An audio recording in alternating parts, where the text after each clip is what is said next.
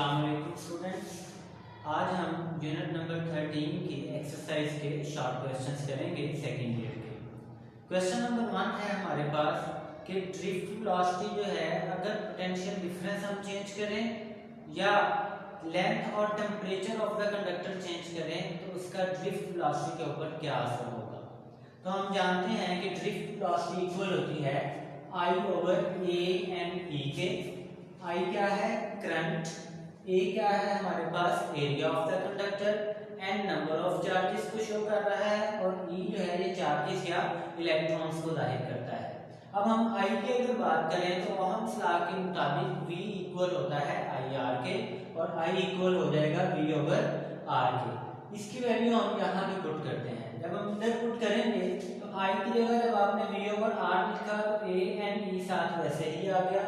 और हम जानते हैं कि A एंड E कांस्टेंट है क्योंकि किसी भी कंडक्टर के लिए एरिया या नंबर ऑफ इलेक्ट्रॉन्स वो कांस्टेंट रहेंगे। अगर ये कांस्टेंट है तो इसका मतलब ये होगा कि ड्रिफ्ट वेलोसिटी डायरेक्टली प्रोपोर्शनल है पोटेंशियल डिफरेंस के और इनवर्सली प्रोपोर्शनल है रेजिस्टेंस के। अब हम देखें कि अगर पोटेंशियल डिफरेंस बढ़ेगा तो ड्रिफ्ट वेलोसिटी भी बढ़ेगी, पोटेंशियल डिफरेंस कम होगा तो ड्रिफ्ट वेलोसिटी भी यकीनन कम होगी। और रेजिस्टेंस डिपेंड करती है लेंथ और टेम्परेचर पर, क्योंकि सेकंड जो पार्ट है इस क्वेश्चन का वो ये है कि लेंथ और टेम्परेचर का क्या असर होता है ड्रिफ्ट वेलोसिटी पर। अब रेजिस्टेंस जो है ये डिपेंड करती है टेम्परेचर और लेंथ पर।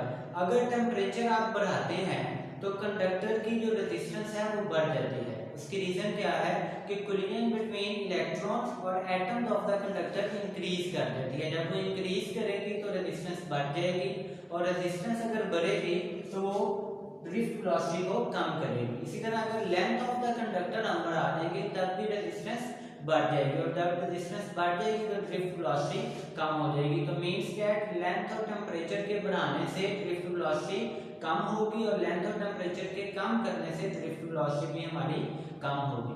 अब हम बढ़ते हैं क्वेश्चन नंबर 2 की तरफ। इसमें वो कहता है कि अगर two bends in a wire, ये आपके सामने मैंने लिखा हुआ है कि two bends in a wire, अगर आप किसी वायर को बेंड करें यानी मोड़ें तो उसके ऊपर उसकी रेजिस्टेंस के ऊपर क्या असर होगा। तो हम जानते हैं कि R इक्वल है रो L ओवर A के। अब रो क्या है resistivity of the conductor, L क्या है length of the conductor, A क्या है एरिया ऑफ द कंडक्टर। तो हम यहाँ देख सकते हैं कि अगर आप किसी वायर को बेंड करें तो उसकी लेंथ और एरिया पर चूंकि कोई असर नहीं होता और जब लेंथ और एरिया पर कोई असर नहीं होगा तो उसकी रेजिस्टेंस भी चेंज नहीं होगी। अब तीसरे क्वेश्चन की तरफ हम बढ़ते हैं। उसमें उसने आपको दो फिगर्स दिखाए हुए हैं और उनको नाम दिया है रेजिस्टेंस का और उसके ऊपर डिफरेंट कलर्स हैं। अब जो भी रेजिस्टेंसेस हम सर्किट्स के अंदर यूज करते हैं तो उनके ऊपर कभी भी रीडिंग नहीं लिखी होती कि ये रेजिस्टेंस कितने ओम की है। हमें कैसे पता चलता है कलर कोड देखकर। अब कलर कोड को पढ़ने का तरीका क्या है वो मैं आपको सिखा देता हूँ ताकि कोई भी रेजिस्टेंस अगर आपको पेपर में आ जाए या डेली लाइफ में आप उसको इस्तेमाल करें तो आपको पता चल सके कि ये कितने ओम की रेजिस्टेंस है। इसके लिए आपको ये कलर्स याद करने पड़ेंगे जो साइड पर मैंने लिखे हुए हैं। इसको याद करने का तरीका ये है कि आप इसको इस तरह याद कर लें, B B Roy green blue versus grey white. इस तरह आप जब एक लाइन याद कर लेंगे तो आपको कलर्स याद रखना तरतीब से इजी हो जाएगा। बी से मुराद ब्लैक है, ये वाला बी ब्लू को रिप्रेजेंट कर रहा है, ये आर रेड को, ओ ऑरेंज को, वाई येलो को, जी जो है ये ग्रीन को शो कर रहा है, बी ये वाला ब्लू सॉरी ब्राउन, ये बी ब्राउन था और ये बी ब्लू है, ये बी जो है ये वायलेट और ये जी ग्रे और डब्ल्यू व्हाइट को शो कर रहा है। तो ये नंबर्स आपने इसी तरतीब से इनके सामने लिख लेने हैं। हर कलर का ये नंबर है, यानी ब्लैक का 0 है, ब्राउन का 1 है, रेड का 2 है, ऑरेंज का 3 है, येलो का 4 है, ग्रीन का 5 है, ब्लू का 6 है, वायलेट का 7 है, ग्रे का 8 है और व्हाइट का 9 है। अब हमने जिस वक्त रेजिस्टेंस को देखना है तो इसको हमने रीड आउट किस तरह करना है उसका तरीका ये देखें कि आपके पास जो भी कलर उसने दिए हुए हैं, फर्स्ट कलर का आपने फर्स्ट नंबर लिखना है। मिसाल के तौर पर यहाँ पे फर्स्ट कलर हमें ब्राउन दिया हुआ है तो इसका नंबर होगा 1, क्योंकि वहां से आप देखें टेबल से आपको तो 1 अगर याद हो तो नंबर आपने उसका लिख दिया 1। दूसरा कलर उसने हमें ग्रीन दिया हुआ है, तो ग्रीन का जो कलर है वो हमारे पास है जी 5। तीसरा कलर हमें दिया हुआ है रेड, रेड का कलर है 2। और जो आपको थर्ड नंबर दिया होगा उसका नंबर आपने नहीं लिखना, बल्कि आपने नंबर ऑफ जीरोस लिखने हैं। यानी रेड का 2 नंबर है तो आपने 2 जीरोस आगे लिख देने हैं। अगर 3 नंबर वाला कोई कलर होता या 4 वाला या 5 वाला, जो भी कलर का नंबर थर्ड नंबर पे आएगा उस नंबर के इक्वल आपने जीरोस लगा देने हैं। तो रेड है तो हम 2 जीरोस लिखेंगे। उसके बाद आप लिखेंगे प्लस माइनस, क्योंकि फोर्थ कलर जो है ये टॉलरेंस बताता है। अब टॉलरेंस क्या होती है? कमी या बेशी। यानी मुमकिन तौर पर अगर 1500 ओम की रेजिस्टेंस है हमारे पास, तो इसमें से कुछ हिस्सा ज्यादा भी हो सकता है और कुछ हिस्सा कम भी हो सकता है। अगर फोर्थ कलर आपके पास गोल्ड हो तो इसका मतलब है आपकी जो टॉलरेंस है वो 5% है। और अगर ये कलर सिल्वर हो तो टॉलरेंस 10% है।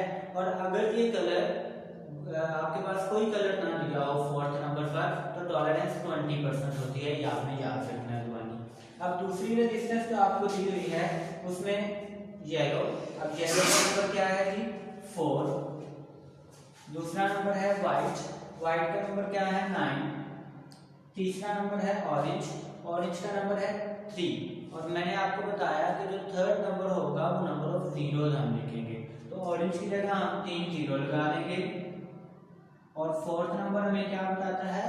टॉलरेंस। टॉलरेंस मैंने बताया आपको, अगर गोल्ड होगा तो 5%, सिल्वर है तो 10%, और अगर कोई कलर नहीं है तो 20%। तो चूंकि यहाँ पे सिल्वर कलर दिया हुआ है तो इसकी टॉलरेंस 10% होगी। क्वेश्चन नंबर 4 है देखिए, resistance of the conductor temperature के साथ क्यों बढ़ती है। अब हम देखते हैं कि कंडक्टर के अंदर बेसिकली हो क्या रहा होता है कि टेम्परेचर के बढ़ने से रेजिस्टेंस कैसे बढ़ जाती है। ये देखेंगे, ये अगर हमारे पास कोई कंडक्टर है या कंडक्टिंग वायर है, अब यहाँ पे जो एटम ऑफ द कंडक्टर हैं वो वाइब्रेटरी मोशन कर रहे होते हैं। आपको पता है कि चाहे सॉलिड्स हैं या लिक्विड्स हैं या गैसेस हैं, उनके जो एटम्स हैं वो हमेशा मोशन में होते हैं। लेकिन सॉलिड्स और लिक्विड्स के जो एटम्स हैं वो वाइब्रेटरी मोशन कर रहे होते हैं और उनका एम्पलीट्यूड बहुत ही थोड़ा होता है, जिसकी वजह से उनकी मोशन हमें फील नहीं होती। अब चूंकि टेम्परेचर के बढ़ने से वेलोसिटी बढ़ती है, और वेलोसिटी बढ़ने का मतलब है कि इनका ये एम्पलीट्यूड इंक्रीज कर जाएगा इधर भी और यहाँ पे भी। यानी इधर भी जो एटम्स मौजूद हैं वो भी वाइब्रेटरी मोशन कर रहे हैं, यहाँ पे जो एटम्स मौजूद हैं वो भी वाइब्रेटरी मोशन कर रहे हैं। अब जब करंट फ्लो करता है तो इलेक्ट्रॉन्स जब इसमें से फ्लो करते हुए गुजरेंगे, तो जिस वक्त टेम्परेचर आप बढ़ाएंगे तो इनका ये एम्पलीट्यूड इंक्रीज कर देगा। जब ये एम्पलीट्यूड बढ़ जाएगा तो cooling between electrons and atoms of the conductor increase कर जाएगी। जब कूलिंग बिटवीन एटम्स और इलेक्ट्रॉन्स बढ़ जाएगी तो इलेक्ट्रॉन्स का फ्लो करना डिफिकल्ट हो जाएगा, और जब इलेक्ट्रॉन्स को फ्लो करना डिफिकल्ट होगा तो इसको हम दूसरे अल्फाज में कहते हैं कि रेजिस्टेंस ऑफ द कंडक्टर बढ़ चुकी है। अब हम चलते हैं अपने 5वें सवाल की तरफ। इसमें वो आपसे ये क्वेश्चन कर रहा है कि अगर फिलामेंट ऑफ लाइट बल्ब आप लें और उसको आप ये चेक करें कि ये ओहम लॉ को ओबे करता है कि नहीं करता, तो हमें क्या डिफिकल्टी पेश आ सकती है इसकी चेकिंग में। तो हम जानते हैं कि ओहम लॉ हमें कहता है कि वोल्टेज डायरेक्टली प्रोपोर्शनल होता है करंट के, या वोल्टेज इक्वल होगा IR के। R क्या है? Resistance of the conductor, provided that physical states of the conductor remain same. अब फिजिकल स्टेट्स का सेम होना या कांस्टेंट रहने से क्या मुराद है? पहले तो आपको ये पता होना चाहिए कि फिजिकल स्टेट्स क्या हैं, यानी colour of the conductor, temperature of the conductor, shape of the conductor change नहीं होनी चाहिए, तो हम कहेंगे कि उसकी फिजिकल स्टेट चेंज नहीं हुई है। और आप जानते हैं कि जिस वक्त हम एक फिलामेंट बल्ब को लाइट अप करते हैं या जलाते हैं तो उसका टेम्परेचर आहिस्ता आहिस्ता बढ़ जाता है, उसका कलर चेंज हो जाता है। तो जब ये चीज़ें चेंज हो जाएंगी तो ओहम्स लॉ का ओबे होना या ओहम्स लॉ को फॉलो करना हमारे लिए डिफिकल्ट हो जाएगा। तो यही रीज़न है कि एक फिलामेंट लाइट बल्ब को ओहम लॉ के मुताबिक चेक करना डिफिकल्ट हो जाता है हमारे लिए। तो अब हम बढ़ते हैं अपने क्वेश्चन नंबर 6 की तरफ। उसमें वो क्वेश्चन आपको ये कह रहा है कि अगर आपके पास कोई फिलामेंट है और उसकी पावर 500 वाट है और उसका वोल्टेज 220 वोल्ट है, और एक दूसरा फिलामेंट है और उसकी पावर 100 वाट है और उसका वोल्टेज 220 वोल्ट है, तो किसकी रेजिस्टेंस ज्यादा होगी? हम जानते हैं कि P इक्वल्स होता है V² R के। V क्या है जी? पोटेंशियल डिफरेंस, R क्या है? रेजिस्टेंस, और P क्या है? पावर। अब अगर हम इसको रेजिस्टेंस की सूरत में लिखें तो रेजिस्टेंस इस तरफ आ जाएगी और P इधर आ गया, तो ये आ जाएगा V²/P। इसका मतलब ये हुआ कि रेजिस्टेंस जो है वो इनवर्सली प्रोपोर्शनल है पावर के, यानी अगर पावर कम होगी तो रेजिस्टेंस ज्यादा होगी, पावर ज्यादा होगी तो रेजिस्टेंस कम होगी। तो यहाँ से आप देखें कि इसकी पावर ज्यादा है तो इसका मतलब ये हुआ कि इसकी रेजिस्टेंस कम होगी, और इसकी पावर कम है तो इसकी रेजिस्टेंस ज्यादा होगी। तो दूसरा तरीका इसका ये है कि यहाँ पे आप वैल्यूज पुट कर लें। कैसे वैल्यूज पुट करें कि V² दोनों की तरफ 220 आएगा और नीचे आ जाएगा 500 वाट एक मरतबा, और इसका स्क्वायर, और ये जिस वक्त आप आंसर निकालेंगे तो आपको पता चल जाएगा कि इस सूरत में रेजिस्टेंस जो है वो कम आएगी और इस सूरत में रेजिस्टेंस ज्यादा आएगी। अब हम बढ़ते हैं क्वेश्चन नंबर 7 की तरफ। क्वेश्चन नंबर 7 में वो आपसे पूछ रहा है कि कोई ऐसा सर्किट बताएं जिसके अंदर पोटेंशियल डिफरेंस कंटिन्यूअसली चेंज हो रहा हो, वेरी कर रहा हो। वेरिएबल का मतलब होता है चेंजेबल, जो तब्दील हो सकता हो। तो मुस्तकिल तौर पर जिसमें आपका जो है पोटेंशियल डिफरेंस चेंज हो रहा हो वो वाला सर्किट हमने बताना है। तो रियोस्टेट के साथ मुंसलिक या रियोस्टेट एक ऐसा सर्किट आपको प्रोवाइड करता है जिसमें पोटेंशियल डिफरेंस कंटिन्यूअसली चेंज हो सकता है। इसमें आपके पास 3 टर्मिनल होते हैं, A, B और C।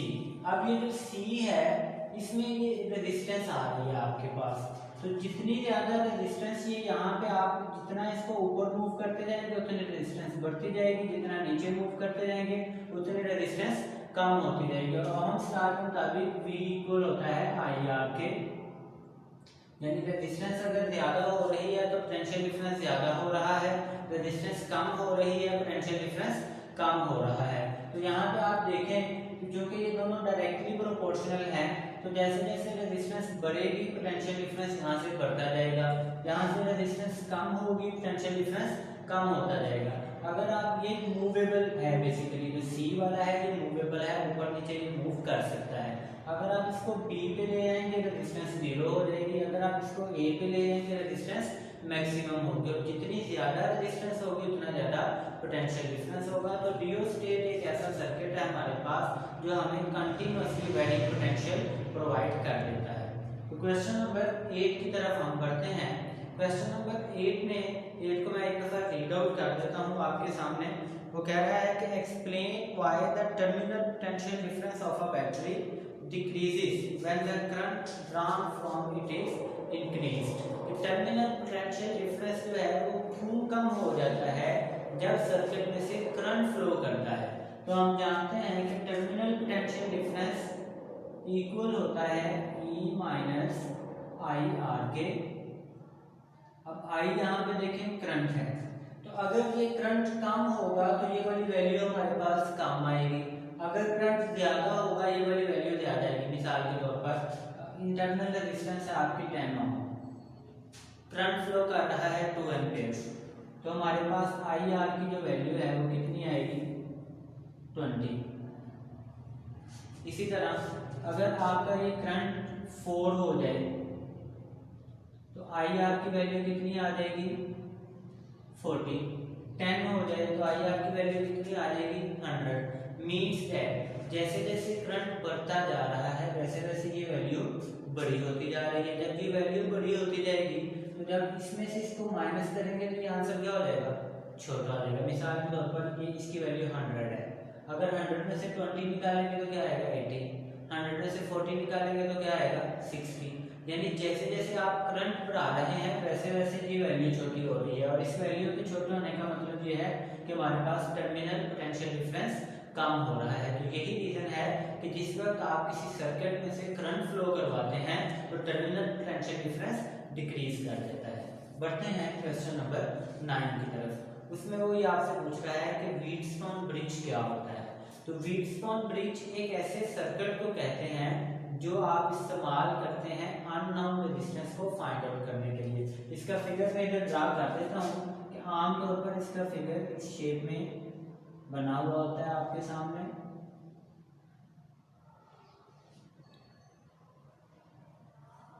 कुछ इस तरह से, और इस तरह आप इसको अटैच कर देते हैं। इसको R1 का नाम दे देते हैं, इसको R2, R3 एंड R4। इस तरह ये 4 रेजिस्टेंसेस दी होती हैं, इनमें से 2 या 3 हमें मालूम होती हैं, 3 मालूम होती हैं, और 4th वाली जो आपको मालूम नहीं है वो आप फाइंड आउट कर सकते हैं। रिलेशन क्या है हमारे पास, R1 over R2 equals R3 over R4। अब मिसाल के तौर पर आपने R3 निकालनी है तो R4 को आप इस तरफ ला के मल्टीप्लाई करवा देंगे, या आपने R2 निकालनी है तो इसको उधर ला के मल्टीप्लाई करवा देंगे। आपने R1 निकालनी है तो उस सूरत में भी आप R2 को उधर ले जाकर, फॉर एग्जाम्पल हमने R3 निकालनी है तो R3 इक्वल होगा R1 over R2 multiply by R4, और हमें इन तीनों की वैल्यूज मालूम होंगी। हम जब यहाँ पे पुट करेंगे तो R3 हम फाइंड आउट इजीली कर सकते हैं। तो हम कह सकते हैं कि व्हीटस्टोन ब्रिज एक ऐसा सर्किट है जो अननोन रेजिस्टेंस को फाइंड आउट करने के लिए इस्तेमाल होता है। मैं उम्मीद करता हूँ कि आज का ये लेक्चर आपको अच्छी तरह समझ आ गया होगा। अगर फिर भी आपका कोई क्वेश्चन है या कोई सजेशन है तो आप कमेंट में मुझे ज़रूर इन्फॉर्म करें, ताकि नेक्स्ट वीडियो में उन सवाल के जवाब भी दिए जा सकें और आपकी सजेशंस पर भी अमल किया जा सके। Thank you.